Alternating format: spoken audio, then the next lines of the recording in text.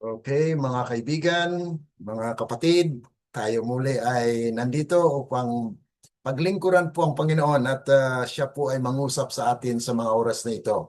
At pwede po natin na ma-share yung yung live natin para at least mayroon pa pong makapakinabang ng ating mga pag-aaral sa araw na ito. Maaari atin pong i-share yung link, ano?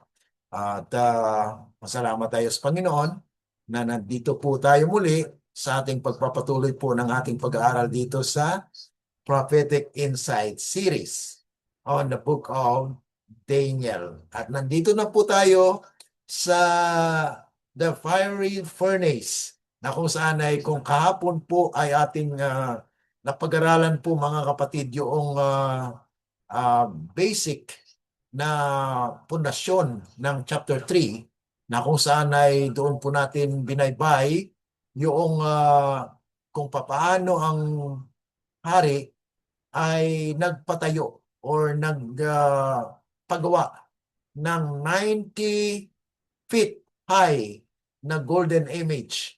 At ang kanyang luwang po mga kapatid ay 9 to 10 feet.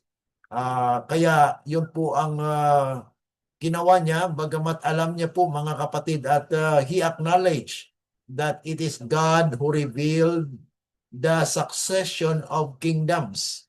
But yet, he decided to rebel or reject against God. Bakit po? Dahil gusto niya na ang kanyang kaharian ay tumagal. Ngunit mayroon po yung kakaibet na resulta. Dahil sa chapter 4 po ay napakaganda po ng ating pag-aaral doon. Kaya abangan po ninyo. Abangan po natin dahil nandun po yung konsekwensya ng kanya pong ginawa. Okay?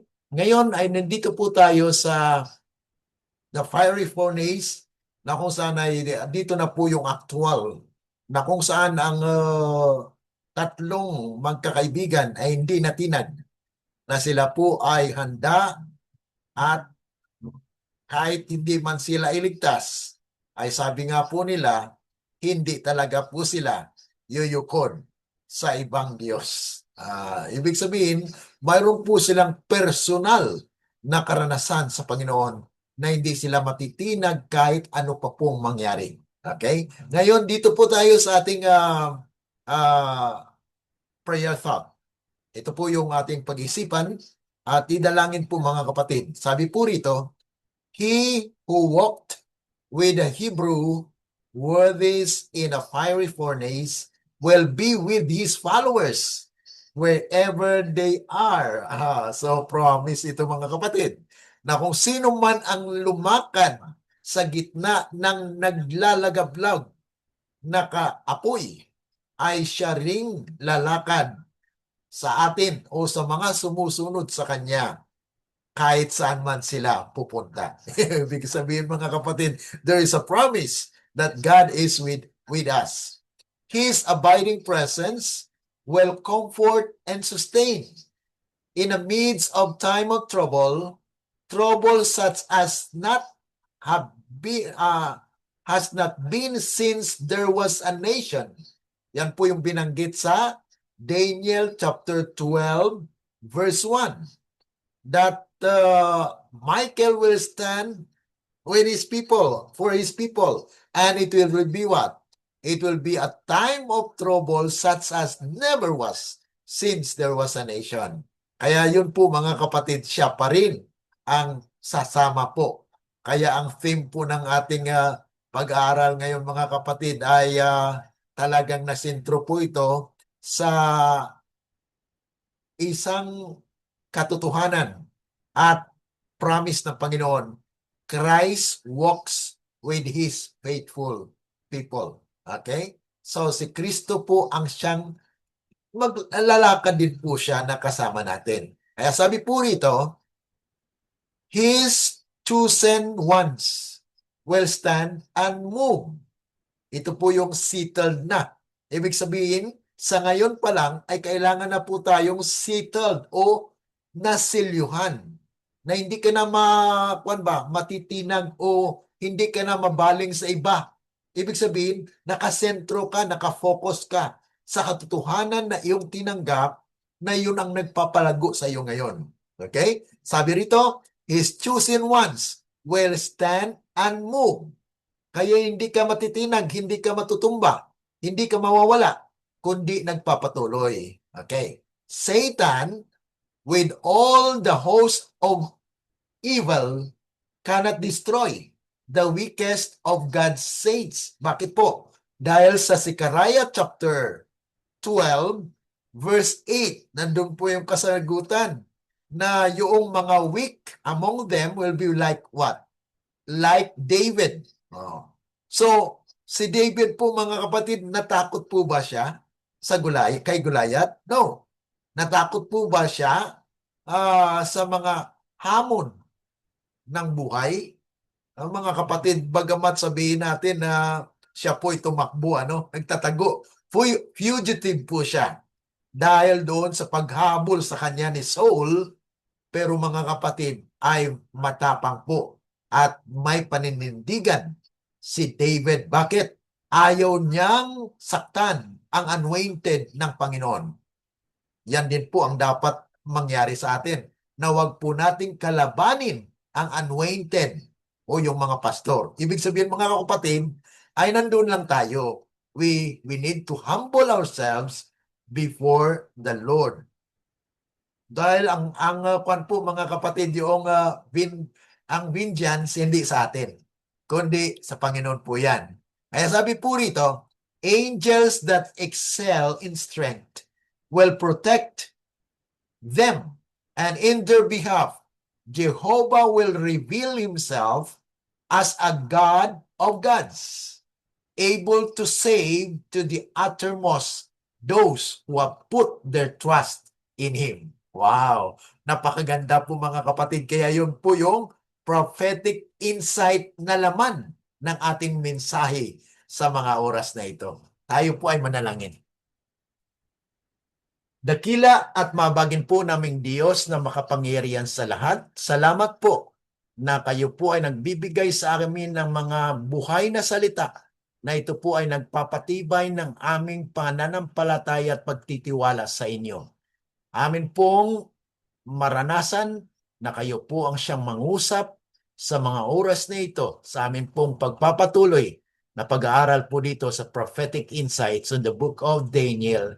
And we are now in the prophetic insight of Daniel chapter 3. Tulungan nawa, Panginoon, ang nagsusubaybay ng mga kapatiran namin upang sila rin po ay manindigan, kagaya po nitong tatlong kabataan na sila'y tumayo dahil kumilala at may pananampalataya sa inyo. Amin pong inasahan ang inyong tugon at pagbasbas ang aming maranasan sa araw na ito sa pangalan ng aming Panginoong Yesus. Amen.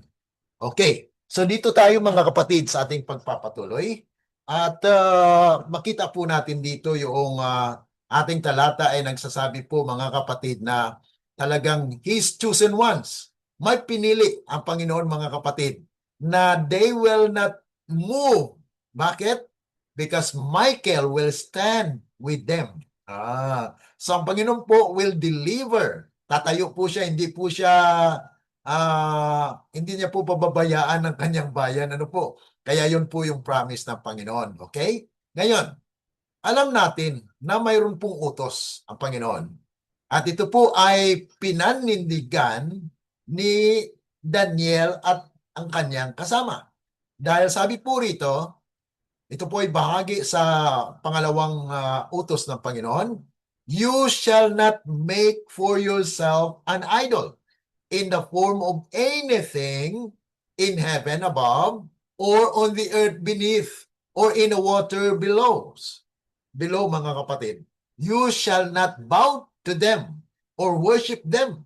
For I, the Lord your God, am a jealous God, punishing the children for the sin of the fathers to the third and fourth generation of those who hate me, but showing love to thousands who love me and keep my commandments. So this is where God is saving and protecting those who are faithful unto them, because God shows His love to thousands who keep His commandments. Mga kapatid, ang pagsunod po sa kautusan ng Panginoon ay bunga din po ng ating pagkakilala sa Diyos at pagmamahal. Bakit po? He first loved us. And so, in knowing that He loves us first, then that is just a response po natin yan. Na kung saan ay kung inibig po ba tayo, hindi natin ibigin. So, ay medyo bato na po yung talagang bato na yung ating puso niyan, ano? Inibig tayo tapos hindi tayo umibig bilang tugon, ano? So, dito po mga kapatid, ang tugon po ng magkakaibigan, Shadrach, Meshach, and Abednego, they stand even though their lives will be at stake. Kahit ang kanilang buhay ay mapapahamak, sila po'y tumayo. Okay? Ngayon, ito po yung prophetic insight po natin. Yung pangalawang bahagi po ng ating pag-aaral dito. Dahil yesterday, we have established the historical and biblical foundation where it was discussed yesterday. So Daniel 3 is more than the story of three faithful Hebrews. It presents a pattern. Ayan, dito na po mga kapatid. So ito po yung makahulang pananaw na ang nangyayari pala po sa kanila sa tatlong kabataang ito ay pattern of the final test of God's people. A command involving worship. Bakit po? In the last days, there will be a command for a universal observance of their own Sabbath. Ibig sabihin, human Sabbath, na kung saan ang tao po ay gagawa, will establish or command enforcing people to worship who? To worship the beast. Okay? Yan po yung kaya dito po sa ating pag-aaral ay kinokonek po natin ito, yung chapter 3, connected po siya sa Revelation chapter 13. Okay? Na yung mayroon po dong two-horned beast na kung saan ay it forms the image of the beast. Ngunit, mga kapatid, ang Panginoon po ay magliligtas. Ano po? Kaya nga itong tatlong kabataan ay tumayo.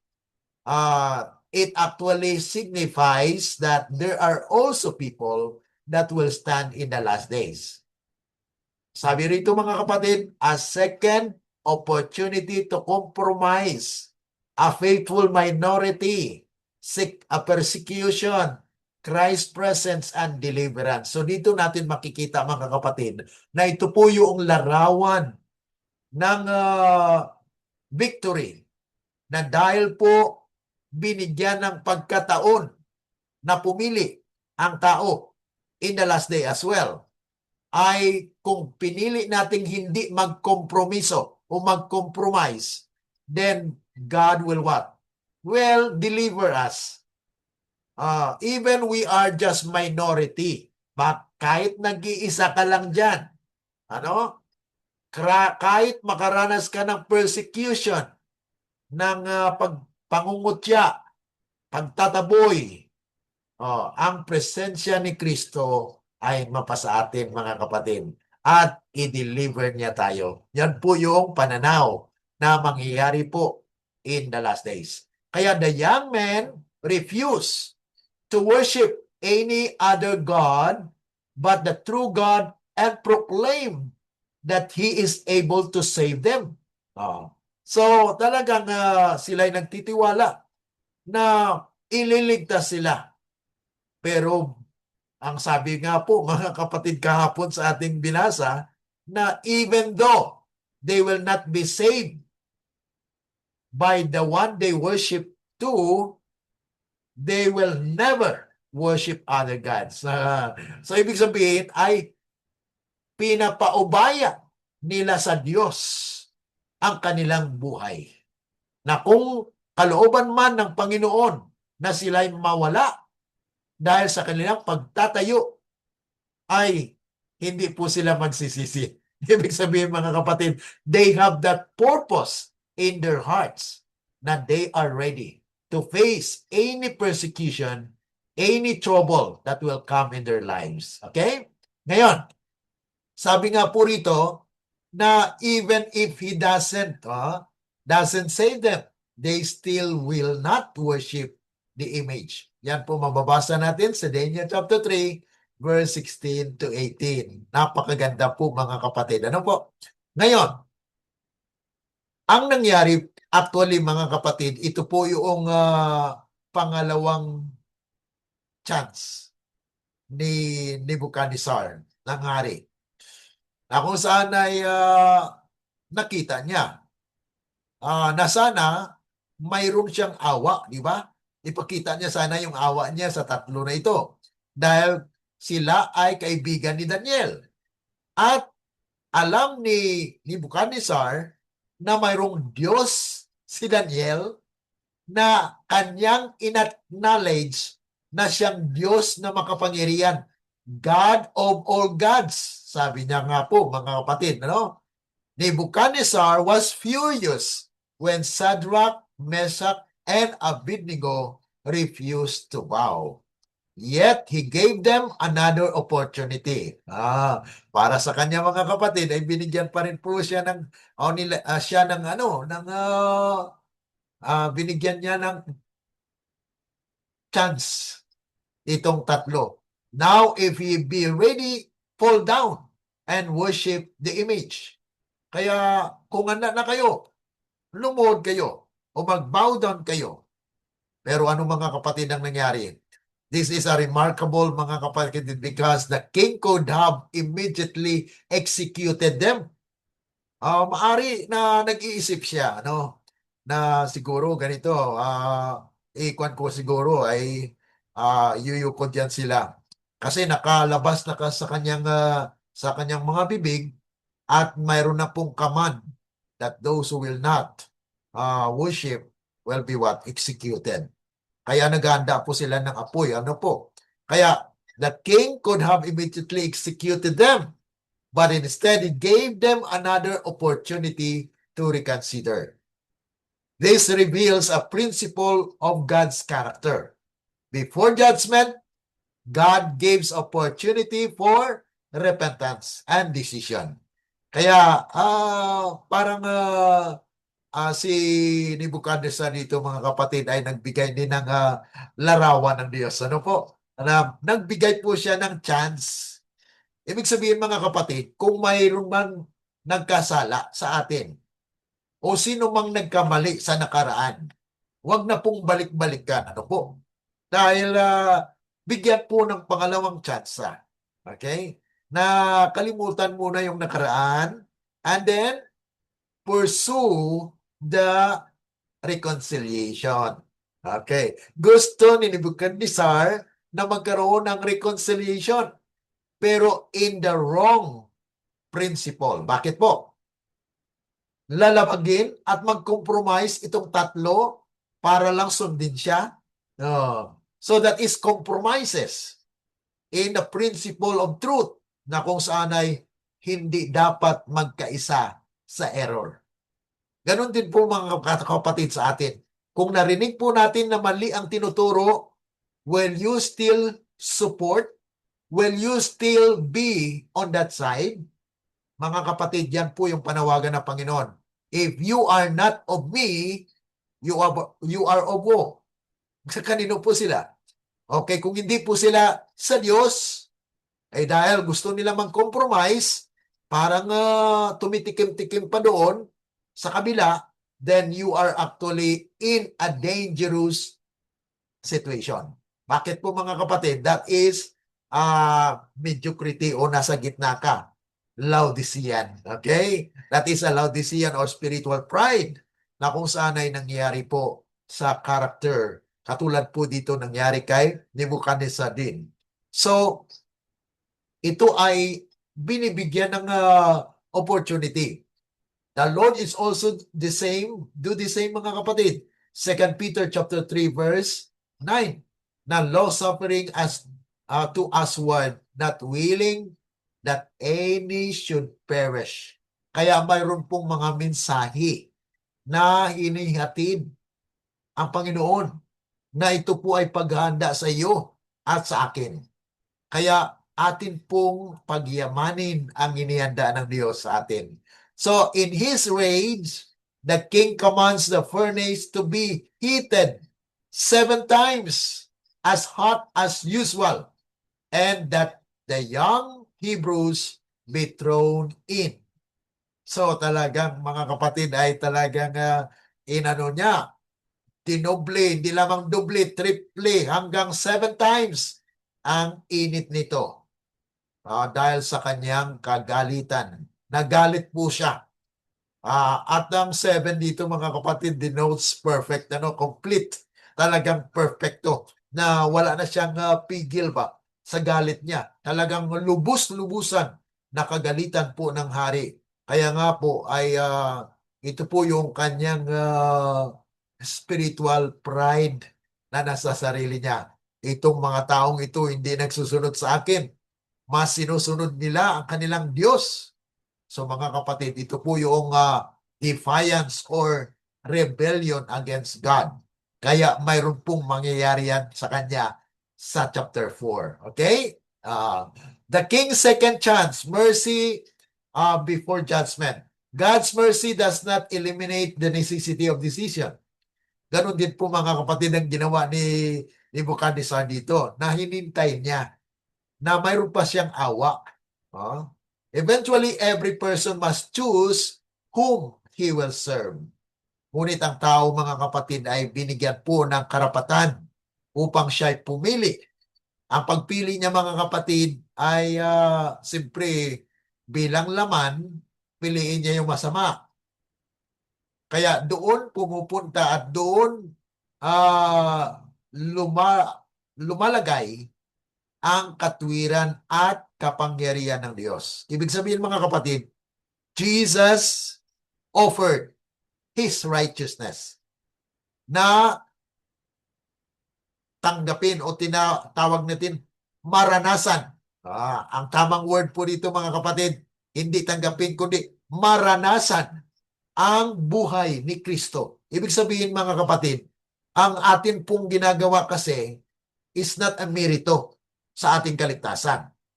Ang merito ng ating kaligtasan, ang kanyang katwiran. Kaya gusto ng Panginoon na ating maranasan.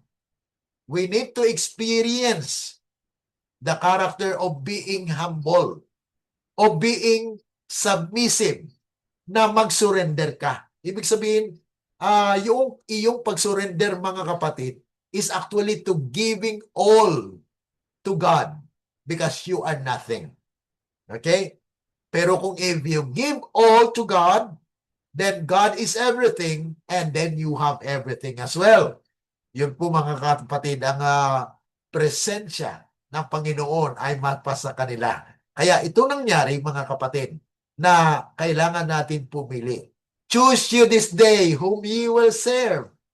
Kaya piliin po natin kung sino ang ating paglingkuran. Kung ang tao po ba o ang Diyos. Ang utos po ba ng mga leaders o ng salita ng Diyos? So, parang nakuha tayo sa dalawa mga kapatid. Saan tayo susunod?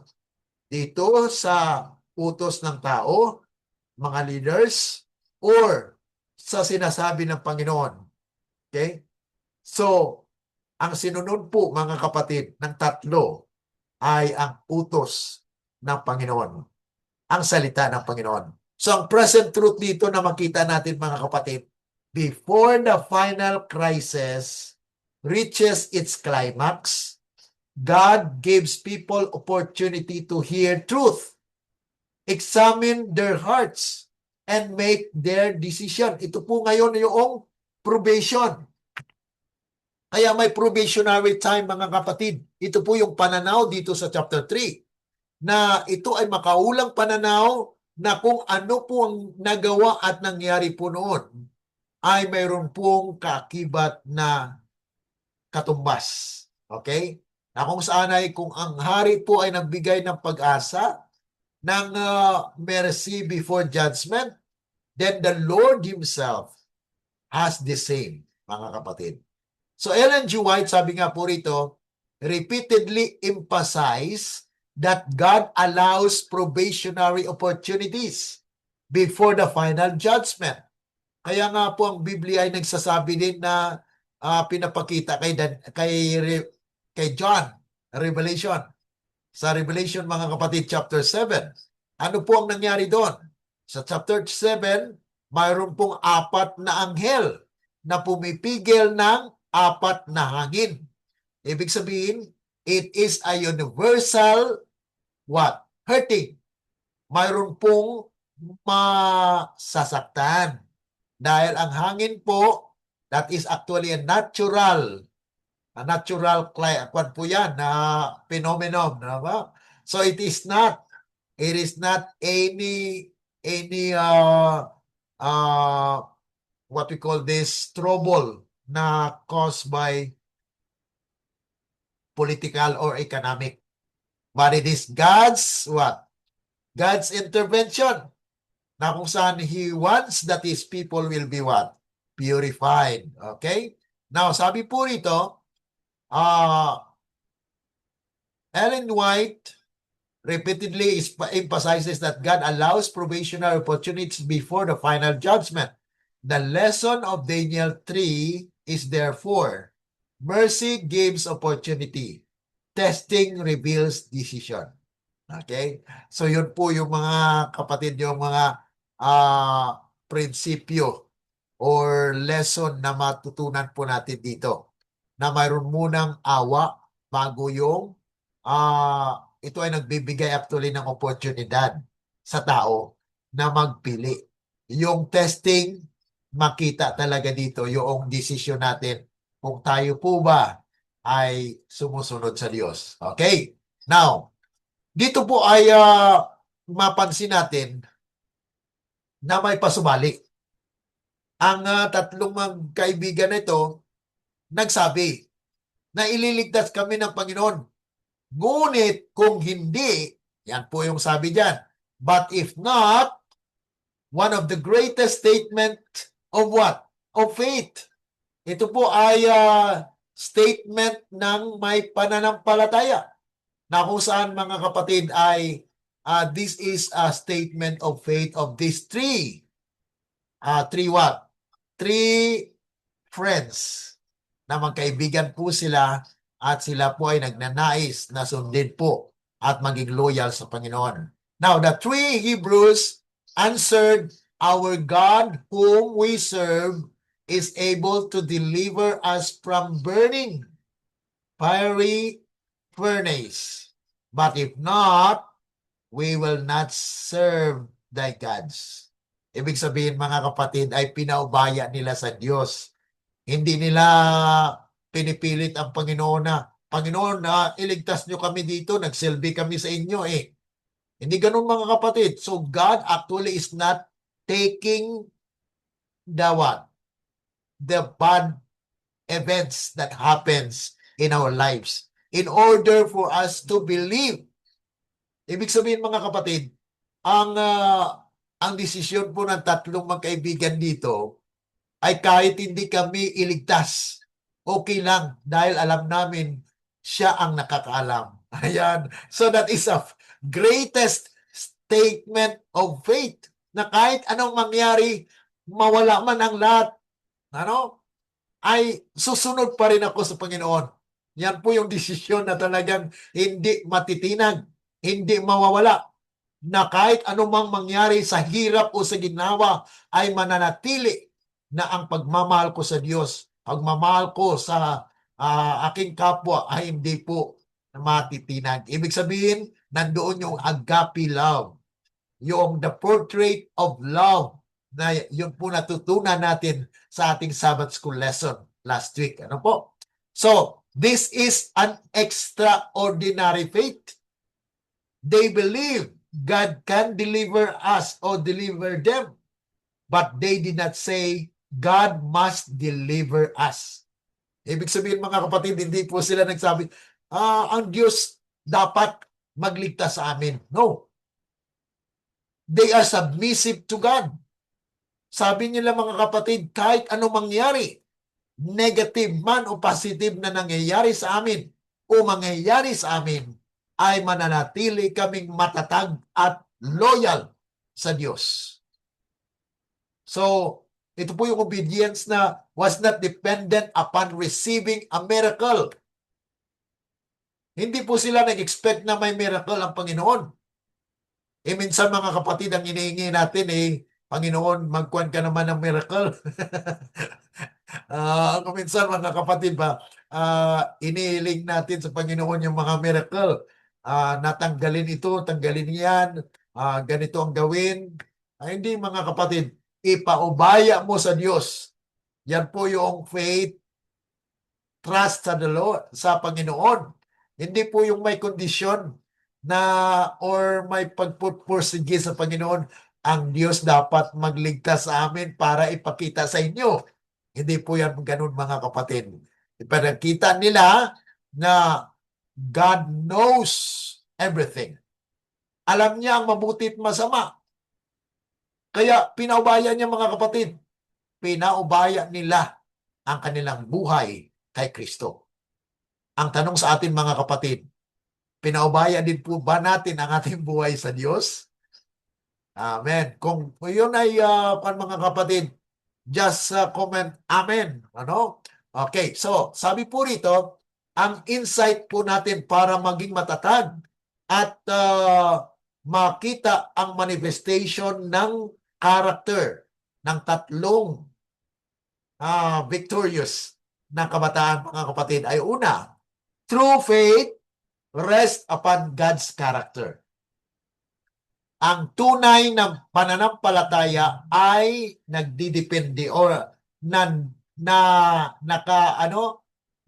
nasa kanino? Nasa Diyos na ugali o maka-Diyos na ugali po yan. Ibig sabihin that they have Christ in their hearts, in their lives, not merely upon God's blessing.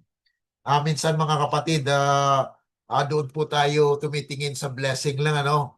Pag may blessing ang Panginoon ay yan po yung pagkilala natin nga nandyan ang Diyos. Pero kung ang negative na po ang nangyayari, minsan ay agam-agam mga pangyayaring ito ay nagda-doubt na po tayo. Okay? So yan po mga kapatid. Faith says, I know that God is able. Yan po yung sabi ng may pananampalataya. Alam ko ng Diyos ay may kakayanan na kami ay ligtas. Ngunit kung hindi man, yan po yung kanyang pasubali, no? And also, even if God does not deliver me from the trial, I will remain faithful. So yan mga kapatid, ang tunay na karakter ng kanyang mga followers. This is consistent with Hebrews chapter 11, 35 to 38, where some believers were miraculously delivered while others suffered and died faithfully. So, dalawa lang yan mga kapatid. Maari na sila po ay mamatay, sakripisyo, kaya may mga martir po mga kapatid. Or mayroon din po mga kapatid na pinakita ang Panginoon katulad sa tatlong ito na they were miraculously delivered because they are not expecting for it. Okay? So, inayaan nilang Diyos na ipakita ang kapangyarihan niya. So, Ellen G. White writes concerning the three Hebrews, their faith strengthened with what? With the emergency. Ang kanilang pananampalataya ay napatibay sa napakadaling pangyayari. Ibig sabihin, mga emerhensya na talagang tumayo po mga kapatid, strengthen their faith. Prophets and Kings, page 508. So this is a profound principle na talagang matibay na prinsipyo ito mga kapatid. Trials do not necessarily destroy faith. Ibig sabihin mga kapatid, yung mga pagsubok sa atin ay hindi po nawawala. dahil sa ating mga pananampalataya. Kundi alongside with it, nandoon pa rin yung pananampalataya natin na kahit may trials, it is God's provision wherein our character will be what? Will be tested and will become genuine and strengthened. That's why they can strengthen and become what? Genuine faith.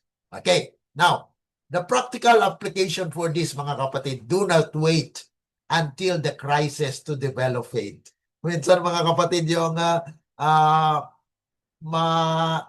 pag hindi dumarating yung mga pagsubok ay hindi po na hindi po na bago ang kanyang pananampalataya. Doon lang siya lumalakas kung may mga problema. Ibig sabihin, mga kapatid, do not wait until the crisis to develop faith. So wag na ngayaan na darating yun, baka mawala ka pa.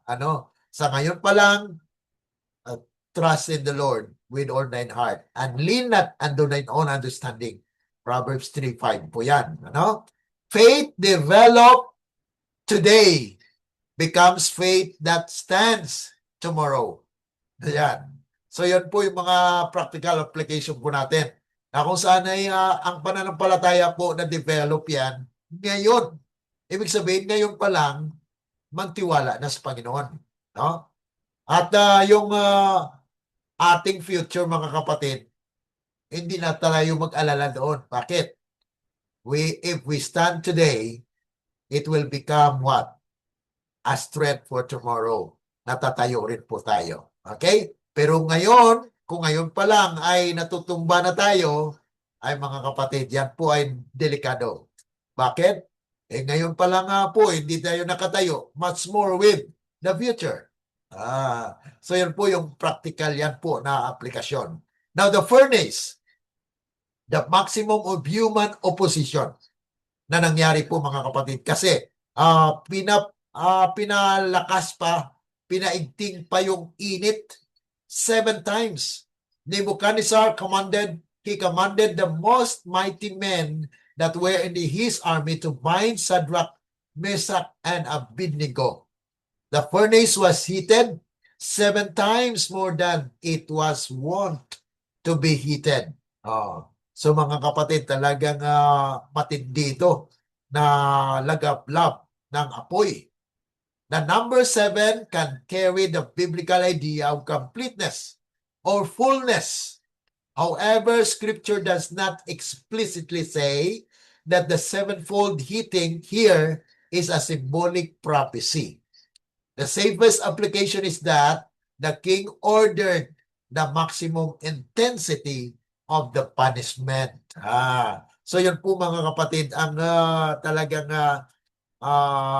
bagamat sabihin natin na wala po siya talagang symbolic application na klaro sa Biblia, pero ito po ay nagbibigay sa atin ng full understanding na talagang napakatindi ng galit ng hari dahil sa pag-reject po nitong 3 kabataan. Okay? So the prophetic insight po dito, human opposition can reach its apparent maximum, but God's power remains greater. Kung mataas po yung oposisyon na nangyayari po sa atin, mas malakas po ang kapangyarihan ng Diyos. Ibig sabihin, mga kapatid, hayaan mo lang. Kung ikaw po ay para bagang nag-iisa ka lang at pinipersecute ka at para bagang tiningnan mo na talo ka na o nawala ka na, tinataboy ka kasi, ikaw na lang mag-isa. Pero mga kapatid, hindi po yan pagkatalo. Okay? Yan po ay victory into you. Bakit po? You have bear the character of Christ. Na si Kristo nga po, kaya niya Kaya niyang iligtas ang kanyang sarili. Pero ano nang ginawa niya? Nagpaubaya po siya. So let the people and heaven declare that you are what? Justified. Ibig sabihin, mga kapatid, ay hindi ka gumawa ng masama. Dahil sa iyong pagsunod sa kalooban ng Panginoon. na kung saan ay kumilala ka at nagtiwala ka. So the enemy may say, there is no escape. Ganun din po ang nangyayari ngayon, ano? Hindi kayo maka-escape sa amin. Nagkamali kayo, ay talagang itataboy kayo. Ang tao, mga kapatid, ay minsan ay kalimitan at karamihan ay hindi makapagpatawad. They cling to those events na kanilang naranasan, yung sakit. Pero mga kapatid, ang ating Panginoon ay hindi ganon. He has that long suffering. At yun din po ang dinala at naging character po ng tatlong ito. Faith answers, our God is able to deliver us. This parallel the final crisis. Revelation 13 describes increasing pressure against those who refuse false worship. But Revelation 14 presents those who remain faithful to God. Ano po yung Revelation 14? The Lamb will stand with 144,000 where? In Mount Zion. So there is actually a time where God's people will be what? Will be gathered and Christ's presence will be upon them. So here is the patience of the saints. Here are they that keep the commandments of God and the faith of Jesus. So mayroon po silang character. Mayroon po silang pananampalataya ni Kristo. Na yung pananampalataya ni Kristo ang siyang nagbigay sa kanila ng daan upang maliwanag ang kanilang tatahakin because it is the spirit of prophecy. Nebuchadnezzar looked into the fire and said, I see 4 men loose. So dito po mga kapatid ay tinapon na po nila yung tatlo. Yung nagtapon sa kanilang mga kapatid ay namatay. Pero sila na tinapon doon sa loob ay nakita ng hari na hindi lamang 3, kundi 4. So, in times of crisis, mga kapatid, ang nakikita po ng tao pag ikaw ay nasa krisis na para bagang walang pag-asa, nakita nila, niligtas sila ng Diyos. Ibig sabihin, God delivered them. Nakalampas sila sa mga pagsubok na dumarating sa kanilang buhay. So it is God that will be glorified. So he further described the 4th as like the Son of God. So kinilala, mga kapatid, na itong nakita niya ay like the Son of God. Ibig sabihin, that is an acknowledgement or recognition that God saved them. A spirit of prophecy identifies the 4th man with Christ. In companionship with his faithful ones was one who had the appearance of the Son of God. So identified po yung mga kapatid. Yan din po ang wala pong ibang Son of God na kung saan ay nagligtas po ng kanyang bayan kundi si Kristo. Thus, Daniel 3 provides one of the Scripture's most beautiful revelation of Christ's presence with his suffering people. So ito po ay napakagandang ilustrasyon ng kanyang pagliligtas sa kanyang bayan na pinakita niya po talaga na nandoon siya kasama sa naglalagablab na apoy na walang anumang nangyari. Ibig sabihin, it's a miracle. Even though they are not expecting for it, but it happens to them, mga kapatid. Isaiah gives the corresponding promise, when thou walkest through the fire, thou shalt not be burned, neither shall the flame kindle upon thee. Isaiah 43 verse 2. Kaya mayroon po siyang prophetic insight na tinitingnan, mga kapatid, na kung sa panahon na yan gusto kanilang patayin, you will not die. Why? Because God is with you. Yan po yung whithersoever you goeth. Yan pong promise niya sa atin. Nasundin lang po siya. Ibig sabihin, mga kapatid, we have a personal experience with Him na lumakad po tayo kasama niya. Okay? At sa notice dito mga kapatid, notice the promise does not say, you will never walk through the fire. It means mga kapatid, talagang madaanan mo yan. Huwag kang manalangin na Panginoon, iiwas mo naman. Iiwas mo naman yung mga pagsubok na darating. Ibig sabihin mga kapatid, ay inutusan mo ang Panginoon na iiwas yung pagsubok. Pero ang Panginoon mga kapatid, iba. Okay? Danasin mo dahil nandyan ako sa iyo. Ibig sabihin mga kapatid, He will suffer with you. Yan po mga kapatid ang prinsipyo dyan. Na hindi po niya paintulutan at i-allow na ikaw ay mag-isa. Kundi samahan kanya sa kanyang pagsama ng mga kapatid dahil siya ang source of life, then hindi ka mamamatay. Because He is the source of life. Kung kasama mo na siya, kahit mawala ka ng trabaho, God is with you. Yan po ang naging desisyon ng mga kapatid ng pandemic, na dahil ay mayroon nga po na requirements. Kung hindi ka magpaturo, ay hindi ka na magpasok. So that is actually a threat to your job. Pero ang sabi kahapon mga kapatid sa ating pinag-aralan, are you feary? Do you fear with what other else? Katulad po ng career, position. Takot ka ba na mawalan ng trabaho? Takot ka ba mawalan ng pera?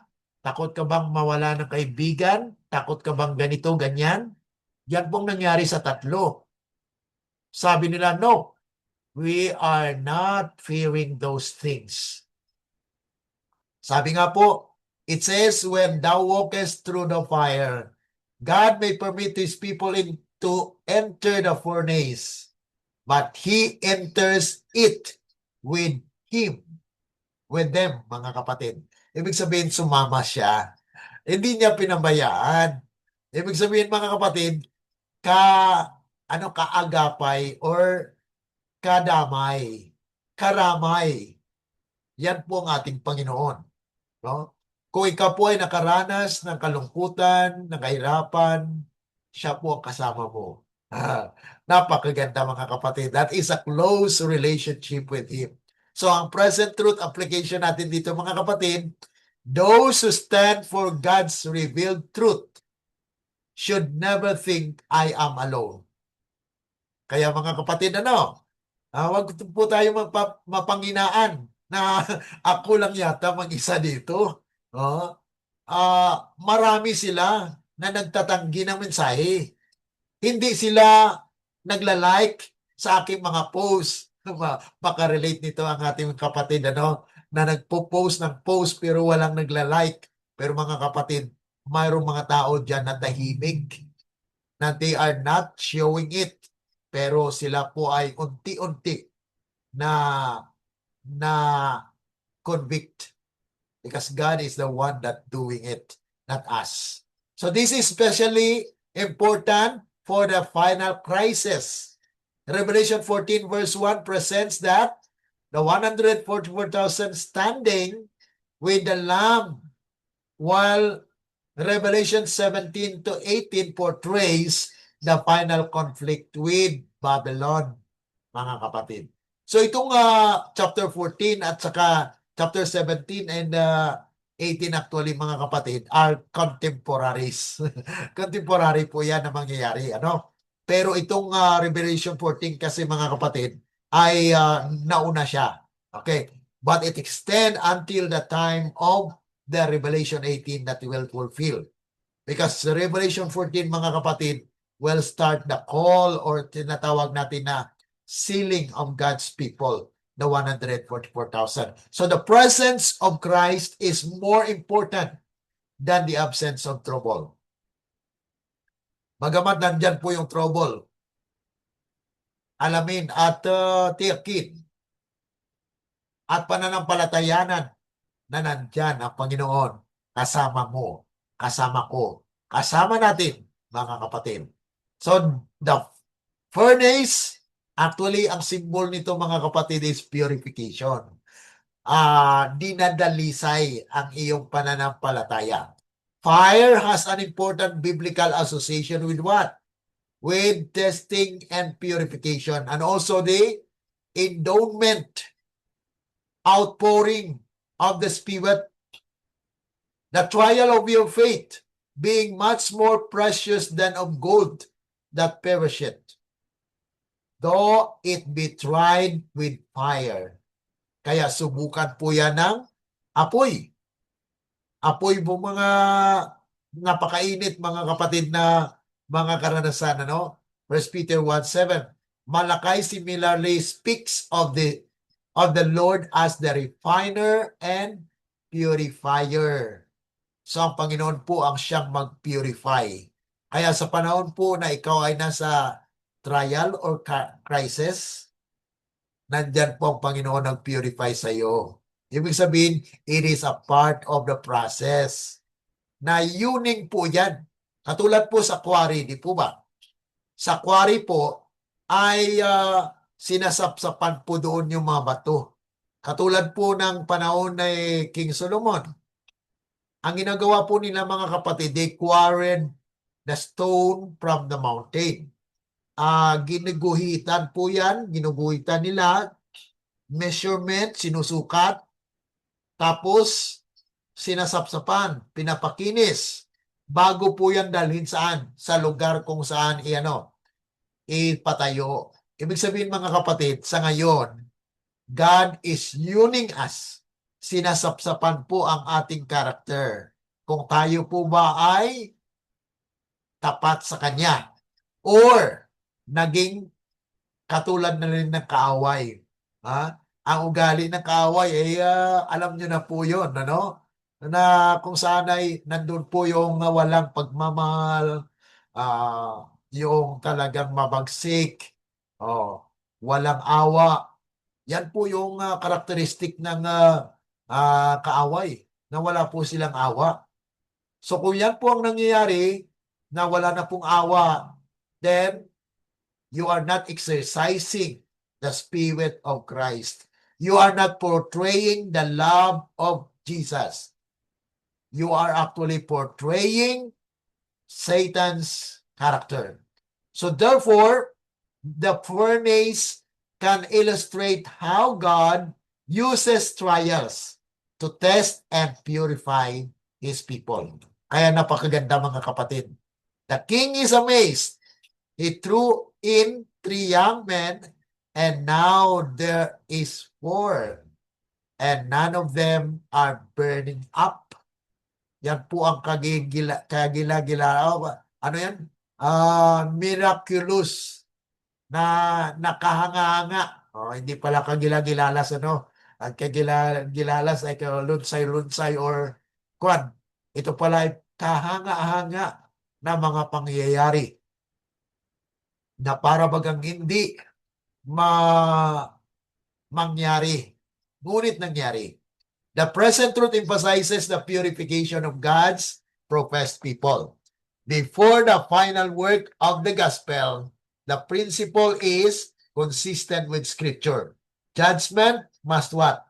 Must begin at the house of God. 1 Peter 4:17. Na ang nais ng Panginoon atin po acknowledge that there is a cleansing in our church or purification. Kaya tayo po ay Seventh-day Adventist. Ako po ay Seventh-day Adventist. Okay? By blood, by belief, and my life is a Seventh-day Adventist. But if I will not be faithful, then I will lose. But the message was, let us strive with all the power that God has given us to be among the 144,000. So, ang kapangyarihan po ay hindi manggaling sa atin, kundi nanggaling sa Diyos na Kanyang na-provide, mga kapatid. Sabi nga po rito, and He shall sit as a refiner and purifier of silver. Kaya kung siya po yung purifier at may relasyon kayo sa kanya, sa tingin niyo po ba mapapahama kayo? Di po ba hindi? Ibig sabihin, may relasyon kayo. Kilala niyo siya, kilala ka niya. May tanda ka, at may tanda rin po siya. So, you will be delivered. The furnace, therefore, illustrates a vital truth. God does not merely want to save his people from the fire. He wants to prepare their character to stand when the final test comes. Ang pinakita dito sa character po ng tatlo ay pagsasalarawan na sana ganun din po tayo. Ano? Na kung sana ay ang character po natin ay pagtitiwala sa Diyos. Okay? No smell of fire. The fire destroyed their bonds. Ang tali, mga kapatid, na nagtali sa kanila, nasunog, na-break. Pero ang kanilang damit, ang kanilang katawan, ay hindi nabahiran ng kahit amoy ng apoy. Ibig sabihin, mga kapatid, talagang pansya. It's a protection. It's a glorious presence of Jesus in their lives. After the three Hebrews came out, the fire had no power, nor was an hair of their head singed. Ibig sabihin, wala pong nawala. Walang nasunog sa kanilang buhok. Walang napaso sa kanila. Neither were their coats changed, nor the smell of fire had passed on them. Daniel 3:23 po yan, mga kapatid. So talagang described na walang bahid ng amoy. Ng apoy, kahit matinding apoy po yun na, imagine, mga kapatid. Kaya napakagandang leksyon, mga kapatid, na kung si Kristo ay sa ating buhay, kahit may apoy pa dyan, hindi man tayo nag-expect na iligtas tayo, katulad dito sa tatlo. They are not actually forcing God to protect them, but they submit to God's will. What did the fire destroy? Their bonds. What did it not destroy? Their bodies.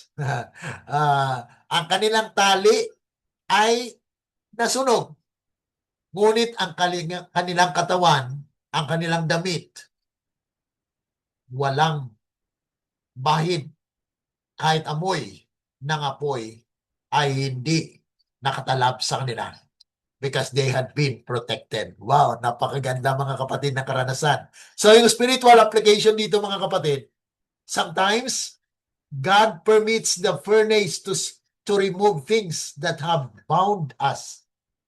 Pride, self-confidence, ito po, mga kapatid, yung talagang nangyayari mo, mga kapatid, na ang minsan gusto natin na mawala yung mga trials. Pero alam niyo po, mga kapatid, yung trials pala, yung nagbigay sa atin ng karakter para makapasok tayo doon sa everlasting life, mga kapatid. Na kung saan ay nangyari nga po dito ay no smell of fire na pinakita dito, mga kapatid, yung nawala. Yung pride kasi, mga kapatid, sometimes God permits the furnace, sabi nga po rito, na ito mawala yung pride, self-confidence, worldliness, fear. Mapalitan po yan ng dependence on God. Na hindi sila nagdidepende din sa approval ng tao. Ang spiritual weakness, nawawala po yan. The trial may be painful, but God can use it to liberate rather than to destroy. So, ibig sabihin, mga trial, mga kapatid, masakit yan. Pero it can actually deliver us from destruction. The psalmist says, He sent me into the furnace of affliction. So, nandyan po ang Panginoon. James writes, the trying of your faith worketh patience. The goal is not merely survival. The goal is what? Transformation. So, ang nais ng Panginoon, mga kapatid, na ang kanilang pag-asa na tumitibay. There is a remarkable progression. They were bound, tinalian sila, the fire came, sinunog sila, Christ appeared, nandyan ang Panginoon. The bonds were destroyed, they walked freely, they emerged unharmed. Their circumstances changed because of God's presence. Ang ating mga circumstansya, mga kapatid, mababago kung nandyan si Kristo. They entered the furnace bound, but they came out free. That is a powerful spiritual picture, mga kapatid. Kaya God's final people, ito na po yung pananaw, makaula. God's final people must learn to trust Him when circumstances appear impossible. The question will not merely be, can God deliver me? It will be, will I remain faithful even if deliverance does not come in the way I expect? That is the meaning of but if not. Ibig sabihin, that is a declaration of special and great faith to God, mga kapatid. So makita natin dito ang comparison ng mga prophetic insight o mga mangyayari or prophetic events na mangyayari. Ito kasi po, mga kapatid, prophetic na statement sa chapter 3 at karanasan. Ngunit mayroon po siyang antitype. Great image connected with the false worship. Governance decree, mayroon din pong Sunday law, enforcement of the government. Universe, command, worldwide pressure. The pressure po doon. Worship demanded, false worship demanded. Faithful minority, God's faithful remnant. Yan po yung mga remnant ang lighten the earth. Threat of death. Dito naman, mga kapatid, persecution in the last days. 3 Hebrews refuse. Saints refuse compromise. Yung mga tumatanggi po sa pag-compromise, ayon po ang i-deliver ng Panginoon. Furnace, final testing. Fourth man, Christ with His people. Kaya siya po yung bato. Yung bato po yun, hindi po yun second coming. Kundi siya po yung what? Christ is in them. Ibig sabihin, mga kapatid, na Christ-like character na po yun. Yun po yung message noong 1888 na tinanggihan po ng ating iglesia, ng mga leaders at that time. Na kung sana kung natupad po yun at tinanggap yung mensahe niyon, mga kapatid, it will swell into a loud cry na. And there will be a kingdom. Nasa kaharian na po, mga kapatid. Ngunit, nangyari nga po na it was rejected. Then, itong nangyari sa kapanahunan po ni Daniel ay mangyayari po na reveal po sa Revelation 13. Na ito po yung God's people will be obedient until the end. Na kung saan ay magbabaw ba tayo, sumunod po ba tayo doon sa declaration o Sunday law na mangyayagganap? It asked, what will you do when obedience to God cost you something? Kaya, practical lessons, actually, kulang na po tayo sa panahon. Make your decision before the crisis, purpose in your heart. Do not make faith dependent upon miracles. Huwag po tayo magdepende sa mirakulo na kung ipakita ng Panginoon ng ganito ay ko'y maniwala na. Yan po ay maling motivation sa pananampalataya. Never underestimate the value of standing alone. Huwag nating i-underestimate na kahit nag-iisa ka lang dyan. Lahat ng pamilya mo ay against sa iyo. Tayo lang. Remember that Christ is present in the furnace. Sa gitna na yan, nandyan si Kristo sa iyo. Allow trials to purify your character. Trial of faith yan mga kapatid, na tumitibay po tayo dyan. Kaya itong summary natin for this part of our study. Daniel 3 teaches that the final victory of God's people will not depend upon escaping every trial. Hindi tayo maka-escape sa trials mga kapatid. We will face it forward with Christ mga kapatid. But upon remaining faithful while passing through the trial, Nebuchadnezzar increased the fire, but God increased his presence. The fire burned their bonds, but could not destroy their faith. And the most important lesson is this: but if not, we will not serve thy gods. Kahit anumang mangyari, kahit hindi pa kami liiligtas dito, okay lang. Dahil siya naman ang may-ari ng aking buhay, siya naman ang, yan din po ang desisyon o sinabi ni Job, di po ba? Hubad akong lumabas, hubad din akong bumalik. Ibig sabihin mga kapatid, wala kang dinala dito sa lupang ito. Kaya pagkaloob yan sa Panginoon. Trials removes pride, self-dependence, worldliness while preserving faith. Kaya mga kapatid, ang fiery furnace dito mga kapatid ay nagpapakita lamang ng mga mangyari din in the future. Ang tanong, handa po ba ako? Handa po ba ikaw? Handa po ba tayo? Bukas mga kapatid ay dagdagan po natin yan.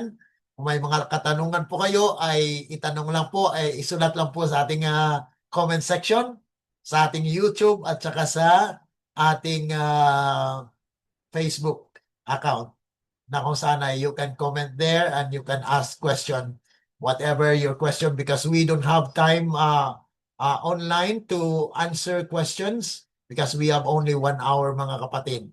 At ayaw ko pong ma-extend tayo for more than that.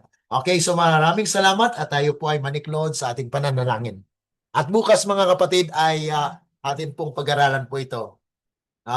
Daniel 3. Ito na po yung from Dora to Revelation 13 comparison. Okay? So tayo po may manalangin. Dakila at maabagin po namin Diyos na makapangyarihan sa lahat. Kami po ay nagpapasalamat na kayo po ay nangusap sa amin at na-encourage po kami.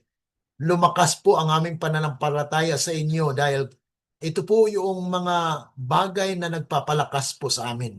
Na kayo po ang siyang nangusap at hindi po kami matatakot. Hindi kami mahihiya kahit kami po ay nag-iisa na tumatayo.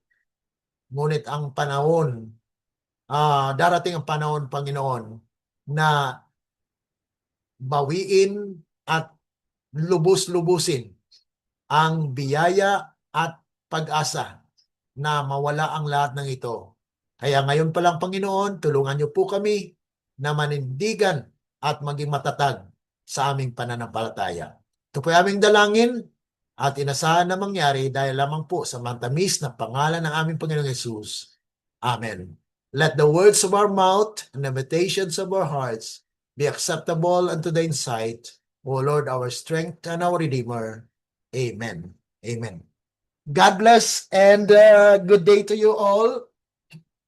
Mga kapatid, sa online, sa platform po natin dito, maraming salamat po. See you tomorrow and God bless you all. Bye-bye.